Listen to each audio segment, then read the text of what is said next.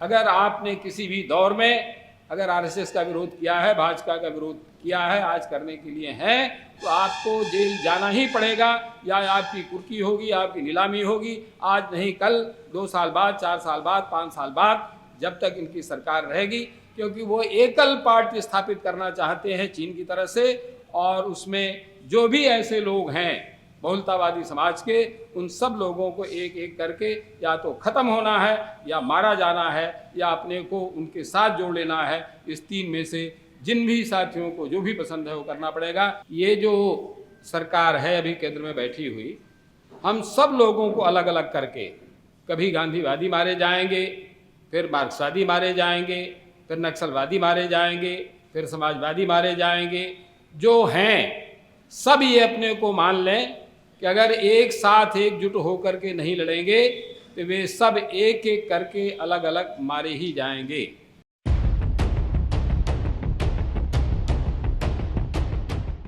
अध्यक्ष जी और मित्रों,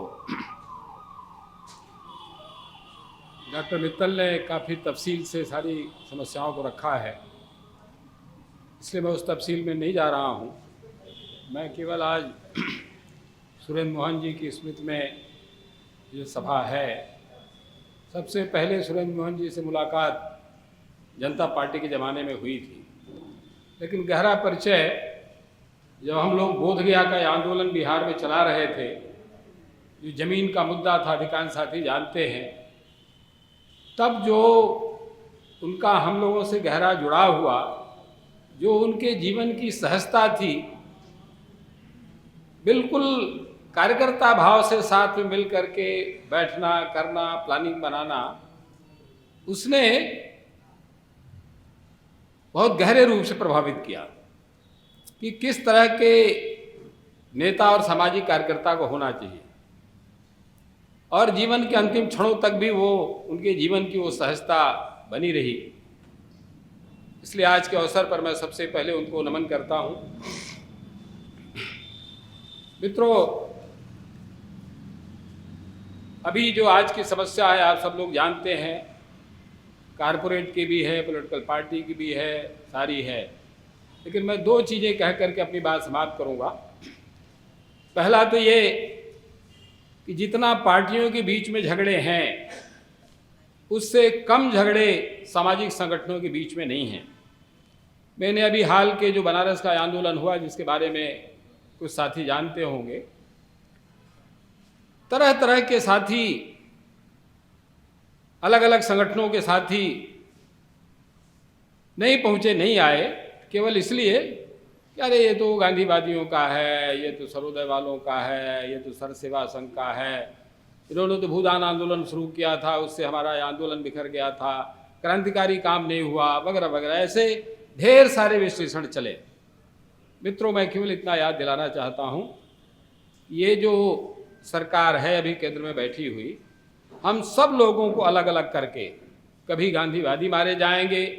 फिर मार्क्सवादी मारे जाएंगे, फिर नक्सलवादी मारे जाएंगे, फिर समाजवादी मारे जाएंगे। जो हैं सब ये अपने को मान लें कि अगर एक साथ एकजुट होकर के नहीं लड़ेंगे तो वे सब एक एक करके अलग अलग मारे ही जाएंगे। और हम सब लोगों के बीच में ही होगा कि हम भी तो ये नक्सली हैं, ये तो हिंसावादी लोग हैं, इनका सर्वोदय से क्या लेना है, क्योंकि ये तो गांधी विरोधी लोग हैं, गांधी को गाली देते रहे हैं। तो अगर इस तरह पुरानी बातों को लेकर के, पुराने विश्लेषणों को लेकर के, पुराने संदर्भों को लेकर अगर हम बात करते रहेंगे तो शायद एका नहीं हो पाएगी। इसलिए जो आज की परिस्थिति है उसको सोचते हुए हम लोगों को ये तय करने का है कि नए संदर्भ में कैसे हम इस लड़ाई को लड़ेंगे। दूसरा सवाल है, जो जगह जगह आप देख रहे होंगे जिस बुलडोजर राजनीति की बात हो रही है, या जो नफरत की है, नफरत केवल मुसलमानों के ही संदर्भ में नहीं है, बल्कि दलितों के साथ भी। अभी जो कानपुर की घटना हुई है आप सब लोग जानते ही हैं, भाई वो दलित समाज से जुड़े हुए लोग थे, बौद्ध दर्शन से जुड़े हुए लोग थे। भाई हर आदमी को अपनी बात कहने का अधिकार है, वो किसी हिंदू देवी देवता के बारे में अच्छी राय भी रख सकता है और नहीं भी रख सकता है। हम लोगों भी जो यहाँ बैठे हुए हैं, तमाम जो सीधे सीधे सवर्ण परिवारों से आते हैं। हम में से भी तमाम लोग हैं जो गीता की, रामायण की, महाभारत की, वेद की जो बातें हैं वो बहुत अच्छी नहीं लगती हैं, मनगढ़ंत बातें लगती हैं या बहुत जीवन के गहरे संदर्भों में प्रभावित नहीं करती हैं। लेकिन अगर वो बात हमको प्रभावित नहीं करती है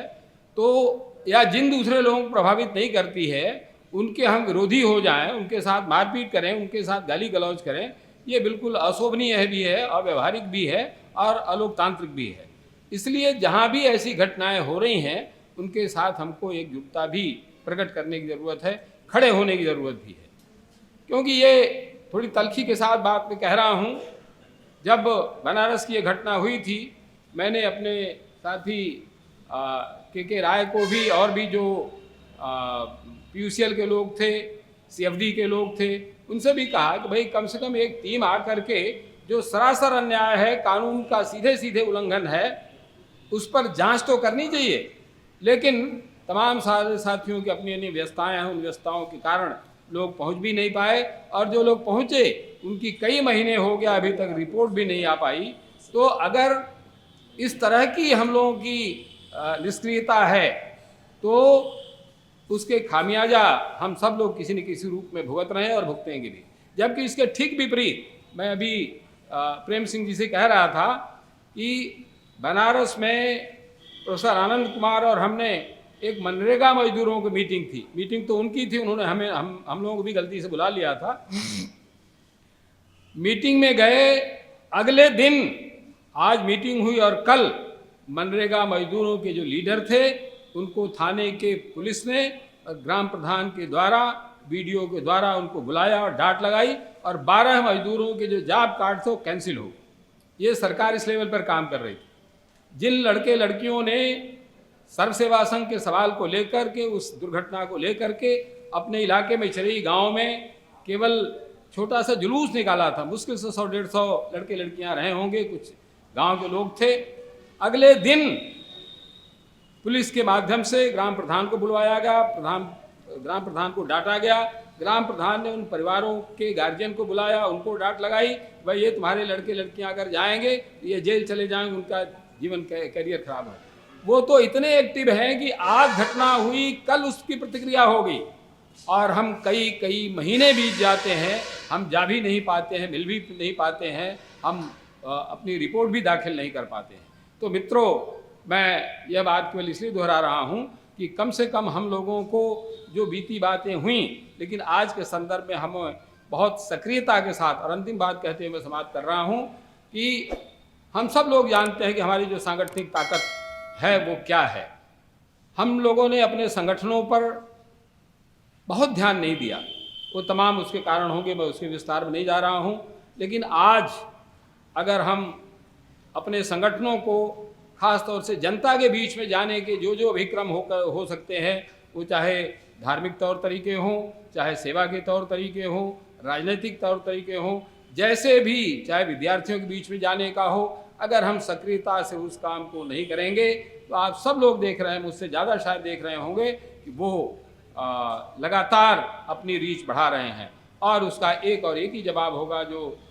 भाई खरे जी ने कहा, मैं भी उस बात का समर्थक हूँ कि हम जो यहाँ इकट्ठे हुए लोग हैं और जो नहीं भी आए हैं, हमको मानसिक रूप से अपने को तैयार कर लेना चाहिए। आप चाहें तो भी और नहीं चाहें तो भी, अगर आपने किसी भी दौर में अगर RSS का विरोध किया है, भाजपा का विरोध किया है, आज करने के लिए है, तो आपको जेल जाना ही पड़ेगा, या आपकी कुर्की होगी, आपकी नीलामी होगी, आज नहीं कल, 2 साल बाद, 4 साल बाद, 5 साल बाद, जब तक इनकी सरकार रहेगी। क्योंकि वो एकल पार्टी स्थापित करना चाहते हैं चीन की तरह से, और उसमें जो भी ऐसे लोग हैं बहुलतावादी समाज के, उन सब लोगों को एक एक करके या तो ख़त्म होना है, या मारा जाना है, या अपने को उनके साथ जोड़ लेना है। इस 3 में से जिन भी साथियों को जो भी पसंद है वो करना पड़ेगा। लेकिन मैं इस आह्वान के साथ अपनी बात समाप्त कर रहा हूँ कि मित्रों, लड़ने के अलावा रास्ता नहीं है। दुनिया में जो भी ताकतें हैं, वो चाहे रावण का राज रहा हो, चाहे कंस का राज रहा हो,